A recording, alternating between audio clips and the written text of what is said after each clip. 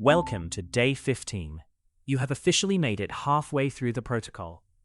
It is time for the Phase 2 boss fight to see if you can handle hybrid thinking. Here is your target. I wanted to call you back because I have to work. We are going to translate this using a 50-50 split of English and the German words we learned this week. Pause the video right now.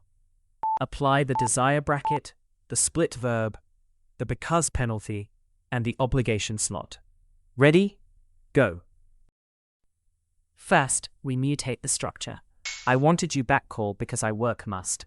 Now, slot in the German words you know. I wollte you ancall, weil I arbeiten muss.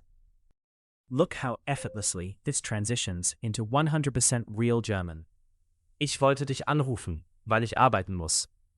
If your brain processed that hybrid sentence, you are already thinking in German. Phase 2 is cleared.